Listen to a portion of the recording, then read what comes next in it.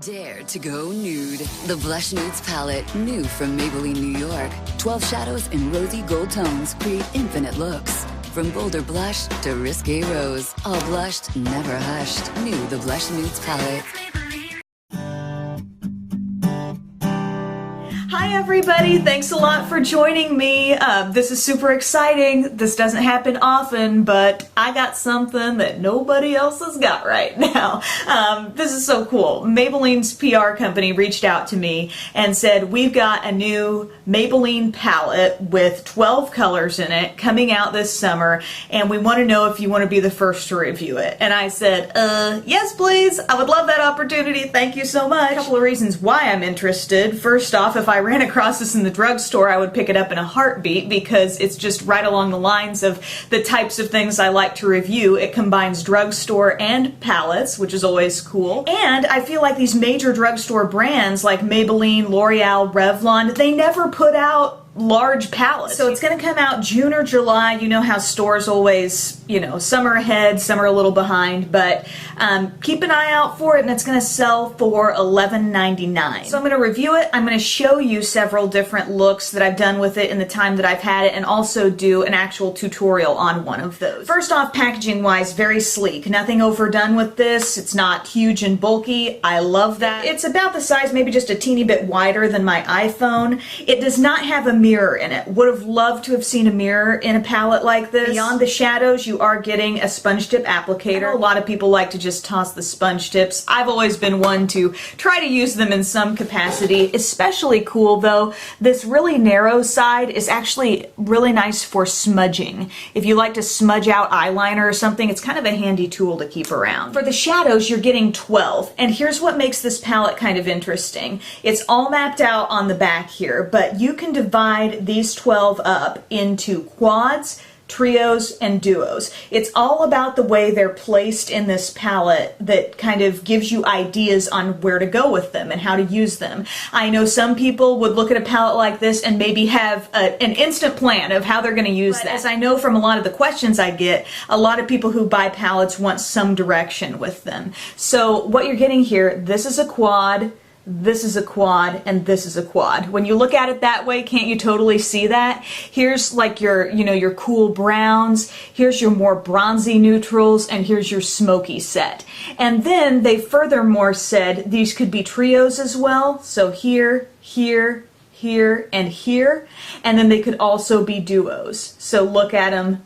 Two at a time, 2 by 2. As far as the concept of this palette, I think that's great. I love that you're getting, the creativity, the options that we want with palettes, but at the same time, you've got a little direction if that's what you want. The practical part of my brain likes the thought that there's some rhyme or reason to the way these are placed there, and it's just a well thought out concept. So how effective are they from that standpoint of, say, just using part as a quad or just breaking them down into duos?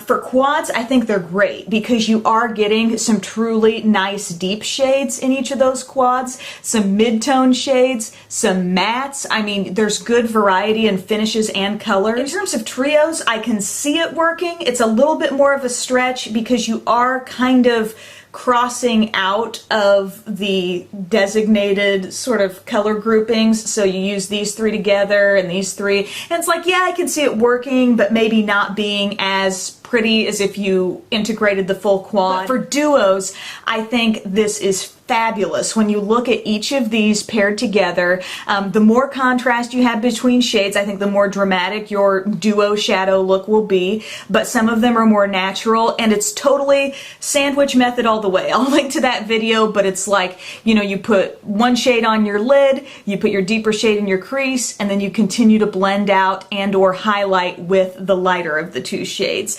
And it works so well. But how good is the quality of the shadows actually?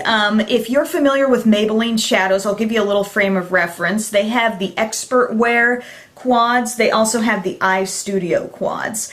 I think these are two distinctly different textures. Here you tend to have some matte mixed in with some shimmer. These are like velvety plush, always shimmery eyeshadows, and I would say the shadows in this palette are much more along the lines of these kinds of shadows. And I find it to be a little hit and miss with the pigmentation. The biggest critique I would have on it would be the lighter shades. The lighter shades will work beautifully for the light sheer type of highlight that I want, but I find that they're a little bit challenging to build up to a color that looks, you know, that intense on your eye. Even with a primer, I mean, the primer helps, but it takes a little more packing on with this shade, this shade, this shade, and this one. That being said, about the light shades, I do think the balance of light, medium, and dark tones in this palette is really good. I think you're getting, you know, your dark matte brown and black, you're getting deeper shimmery shades, mid-tone shimmery shades, mid-tone mattes that make your blending a little bit more easy. So I think that's very well put together in that respect, and the balance of matte and shimmer is good. Your matte shades in here are these two. So this matte cream, this matte dark brown, the matte black, and then two mattes up here, kind of like a grayish taupe, and then a little bit deeper gray. So now that you're keeping all those things in mind, and take a look at the swatches, first off, no primer. Some are absolutely creamy and wonderful. Some, like I said, the lighter shades, a little more powdery, a little more work to build up. Now, the next picture is with a primer. Specifically, I've got the Milani eyeshadow primer underneath this, and every shade pops a little more with that. Some shades that needed the help popped a lot more with that underneath. So I would totally recommend some sort of eyeshadow primer if that's not something you use all the time. There are some really, really standout textures in this palette as well, though. For example, like these shimmery browns, they feel like creamy, pigmented. I don't get fallout when I put my brush into them. I mean, I couldn't ask for more with those shades. Even like a light matte shade like this, it has a really nice silky smooth texture to it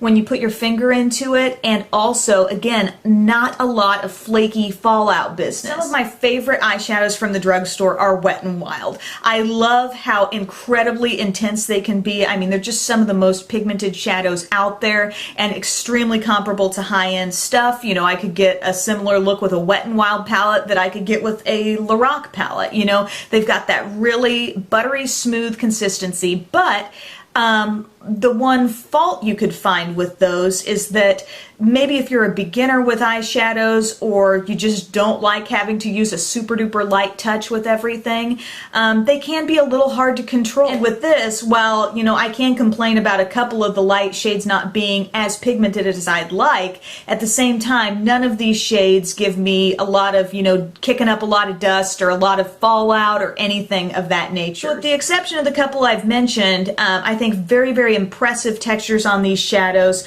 from the mattes to the shimmers.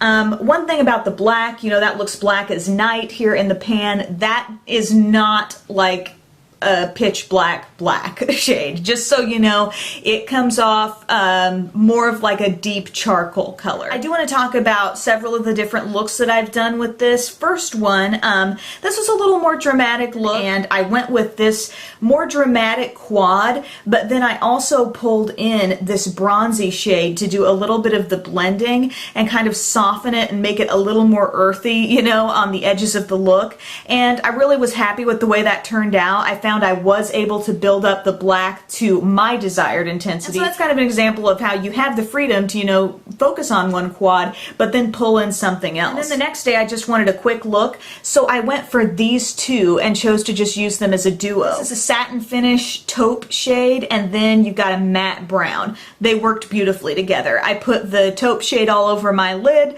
I put the brown in the crease. You can also use that as a little bit of maybe some smudgy liner down beneath. And then, you know, blend out the edge of that brown with the taupe again. It's that sandwich method that works so well, so easily. And then today I used yet another part of that palette, so here's that mini tutorial. Alright, so the quad of shadows that I'm focusing on, so to speak, within this palette is the centermost part. So here we've got some kind of bronzy golden shades, and I've already applied a primer all over my lid, and I'm going to go to this matte cream shade here, and I'm just going to take that right around my innermost corner. Next, I'm going to take the golden shade. This is a very light gold. It doesn't come off with quite as much like golden intensity or really looking like a metallic color as I would have expected.